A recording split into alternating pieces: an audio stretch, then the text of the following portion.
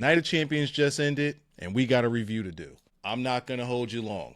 Trust me, I might be lying. But I got to say, this show, top to bottom, all right, it was a solid show.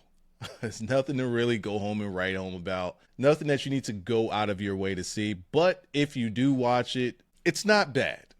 It's not bad. Most parts of it was enjoyable. What I will say, though, is that beginning part. Whoo, let me just go on ahead and rip the Band-Aid off right now, because I know that there are still Cody fans out there, and I am not one of them, and I was not a fan of this match. Absolutely not. This match was about as slow as I expected John Cena and CM Punk to be, and that could be pretty slow. But this one was way too slow. A whole lot of laying around. Then we had a whole lot of RKOs being kicked out of, and a crossroads that finished it off. I mean, we are like the way that they position Cody bothers me, because the same problem that a lot of us had with Super Cena, and I talked about this during the stream, but the same problem that people had with the days of Super Cena is the same problem that we should have with Super Cody. The only problem is those people that had the problem with Super Cena took their ball and went to AEW. They're no longer watching, which is why somebody like Cody and this huge, incredible push that he's getting, it's why they're able to get away with it. It's because those fans left. I guess we're stuck with this shit. Like, we just gonna keep this whole Cody thing going. Jesus Christ. We can't get away from it, bro. Like people don't kick out of RKOs. That's not a thing. Has it happened? Sure, it's happened, but it's not a thing that happens. And now we're kicking out of two of them? And then he hits his one finish and we're going home? Oh, man, he threw him into the exposed turnbuckle. There's nothing there. And he hit his armpit. Come on, bro. Him hitting his armpit on the exposed nothingness of a turnbuckle so that the kid could hit his crossroad, and we going, like, come on. Like, this Cody Glade, like, it's not even, like, this is force beyond anything that y'all have ever said about the Roman push. And I'm talking about 2015, 2016, that Roman that y'all hated back then because of that push. This Cody thing is nothing like that. Like, this far exceeds what they were doing with Roman. Far exceed. Like, what hurdles did Cody have to go over when he, all right, sorry, this isn't about that. That was a mini crash out. I didn't expect to go in that direction, and I apologize. So we're going to move on to our next match. Rhea Ripley and Raquel Rodriguez in what I believe was the match of the night. From top to bottom, beginning to end, this was a very, very enjoyable match to watch. I mean, until we got to the part where Roxanne did her run-in, and it's like she kind of ran in at the wrong time because Rhea was perfectly fine while Raquel was dead. I mean, all right, that's cool. Rhea hits her with a suplex on the outside, and then Roxanne just disappeared. She just disappeared. Gone. Kapoof. See ya. Bye. And I'm like, wait, isn't Roxanne a wrestler? She shouldn't be selling a suplex for that long, right? She should be okay, right? Let's get back in the ring and get back to interfering. It's a street fight, for crying out loud. I mean, y'all could both be beating her down the whole time. There's no rules here. Also, had no clue that these two was BFFs. I had no clue that they were best friends. Had no clue that they had this long history prior to WWE, during the earlier days of WWE. Had no clue that they had so much of a, like, what? So how do we get to a street fight and they don't tell us the story? They never told us this big elaborate story that they have between Raquel and Rhea. Something that could have got us invested in this match. Something that they could have, I don't know, when Raquel first came back from, her health issues, when she first came back and we're all wondering, hey, why is she coming back as a heel when she clearly should be babyface, because we know the reason why she wasn't here and we've seen the videos. We didn't know about this history with her and Rhea. When she came back, she helped live. She helped live against who? She helped live against Rhea. And for the life of me, I couldn't understand why until they played this video package to start off this match. And it's like a year later. Why didn't we see any of this on Raw? Why didn't we see any of this in the, well, there was no build up for this match. It was just, I interfere in your match, you interfere in my match. I'm going to the back to approach Adam Pearce, and let's make a match. Saudi Arabia, Night of Champions with no championship on the line, and make it a street fight. Let's go all the way with it. Why? Because there's a storied history here that we just didn't know about. Anyway, it was a good match. It was my match of the night. Everything was clean, except for when Rhea was hitting her with the belt. And when Rhea stopped hitting her with the belt, Raquel was still selling like she was still getting hit with the belt. Outside of that, because I found that to be hilarious, great match. You know what we got next. We got to go there. To those of you who know me, you know I am no fan of Tucker. Not a fan of Sami Zayn. But we got Sami Zayn versus Carrie and Cross. And I was so distracted by the whole news of Carrie and Cross not taking bumps that I was literally watching this bump. I was literally watching this match, not for the match, but to see how many times Carrie and Cross took a bump and how he took the bumps. It was too distracting, but I will say the match was pretty okay. It wasn't bad by any stretch of the imagination. It was, it was just a little, it was above average. It was okay. It was cool. It's a match with Sami Zayn. You can't have a bad match. Even though you could say the same thing about AJ Styles. Like, hey, you can't have a bad match with AJ Styles. And Karrion Kross went out there and had a bad match with AJ Styles. So here's the thing. Now that we've had this, does this kill off Karrion Kross's entire gimmick? The whole devil's advocate thing? Like, are we done here? Are we finished or are we done? Where do we go with Karrion Kross from here? We finally got to see him in a match. We finally got to see him in a match on TV. We finally got to see him in a PLE in a match. When's the last time that happened? Also, when was the last time we got Raquel in a singles match on the PLE? But anyway, I digress. Where did they go with Karrion Kross after eating a pin? It was a match that he was dominating, and even down the stretch he was dominating, hitting those clotheslines in the corner until he takes a haluva kick. Well, that's all she wrote, I guess. Following that, we have Solo Sikoa and Jacob Fatu.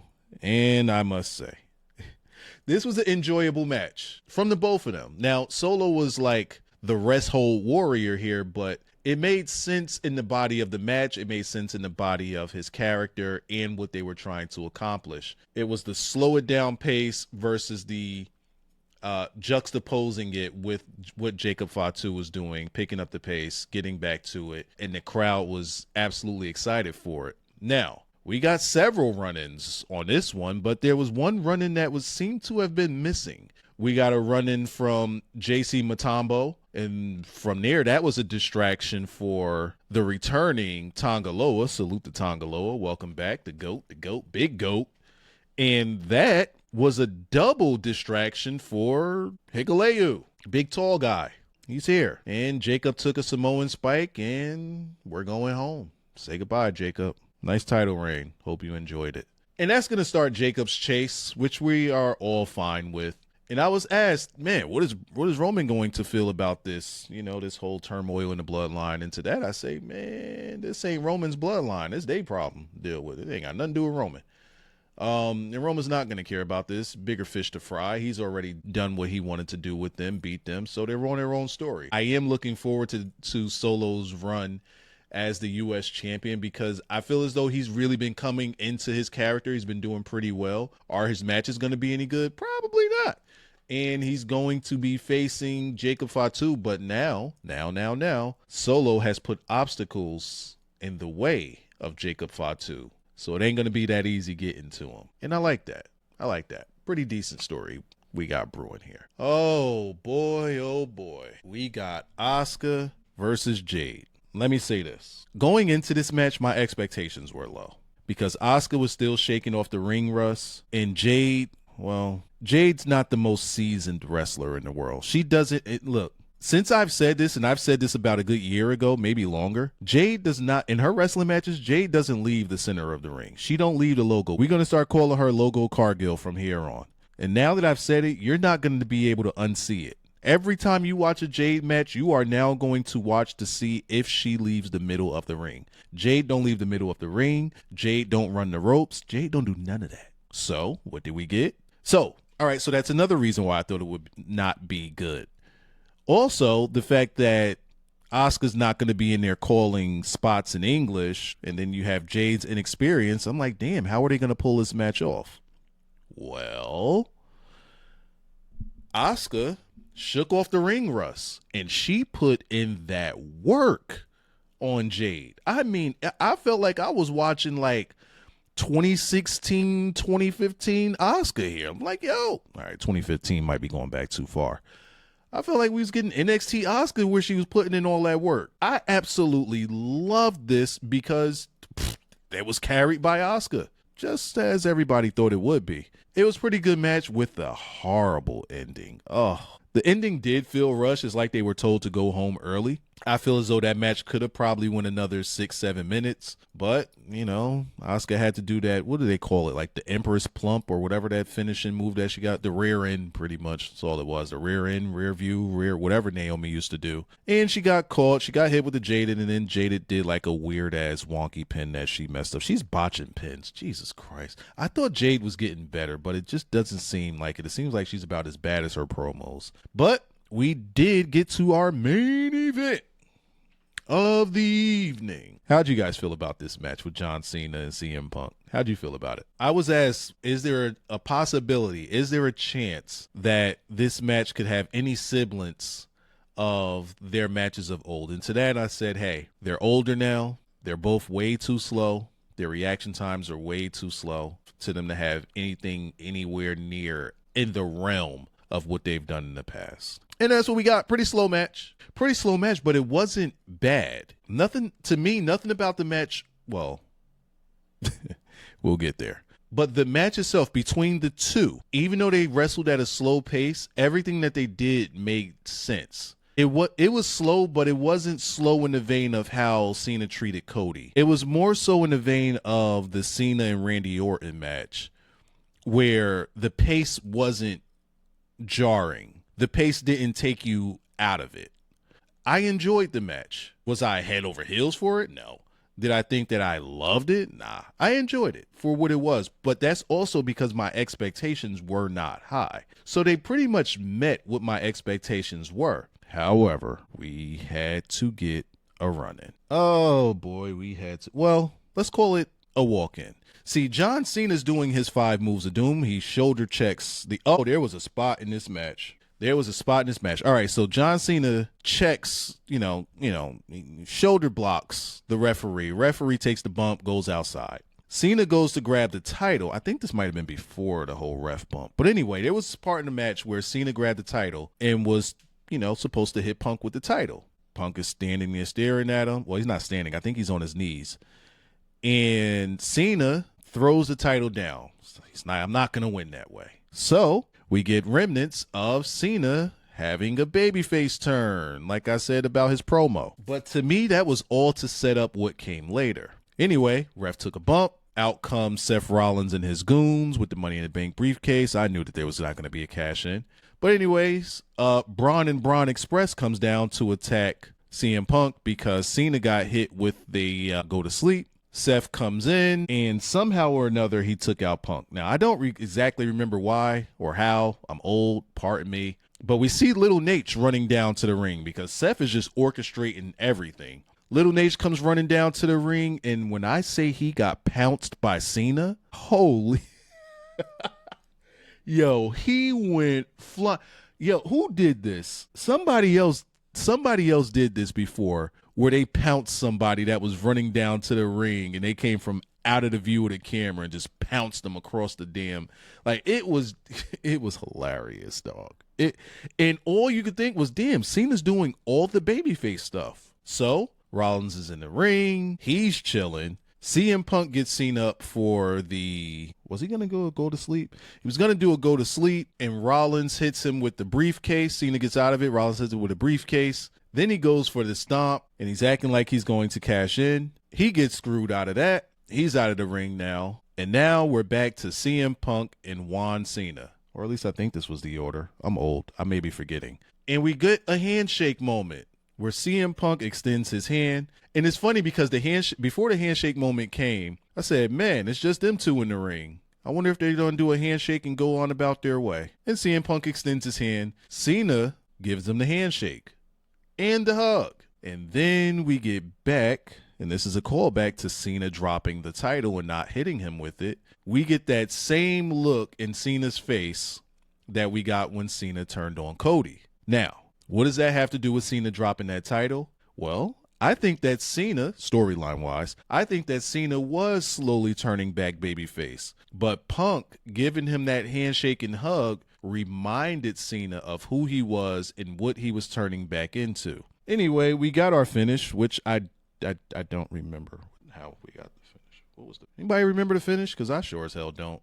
What was the finish? Somebody tell me what the finish was. Anyway, we got the finish. Cena got the heck up out of there. Seth Rollins was getting in there, and they went home.